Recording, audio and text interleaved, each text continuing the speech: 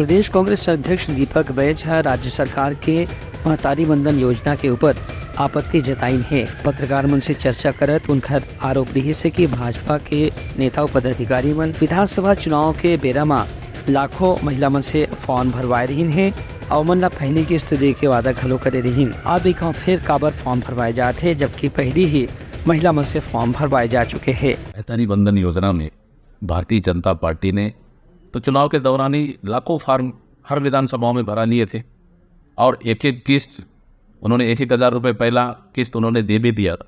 तो आज महतारी वंदन योजना को फिर से दोबारा फार्म भराने की क्या हो सकता है? आखिर वो फार्म गए कहाँ?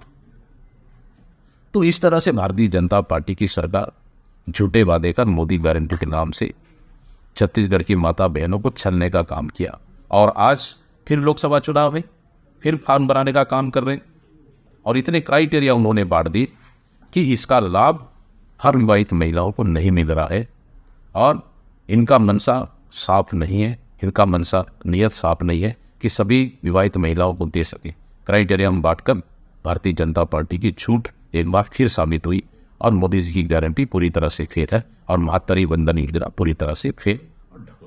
ओरकर कहना से कि महतारी वंदन योजना में जो नवा शर्त जोड़े गए है ओखर से कतकोन महिला मन ये सुविधा से वंचित हो गए हैं, जबकि भाजपा के पदाधिकारी मन चुनाव के बेरे में प्रदेश के हर विवाहित महिला ला 1,000 रुपये महीना दे के वादा करे रही। राहुल गांधी के भारत जोड़ो न्याय यात्रा के बारे में दीपक बैज के कहना से कि छत्तीसगढ़ में भी यात्रा के प्रवेश और भ्रमण के दौरान कतकोन इलाका में पार्टी के कार्यकर्ता मन में उत्साह देखे बर मिला थे।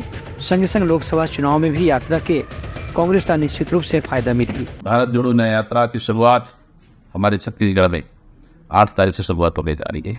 हमारे देश के लोकप्रिय नेता माननीय राहुल गांधी जी जब 8 तारीख को आएंगे, शुरुआत करेंगे रायगढ़ से, फिर 9 और 10 2 दिन छुट्टी रहेगा, 11, 12, 13, 14 तारीख तक छत्तीसगढ़ में रहेंगे।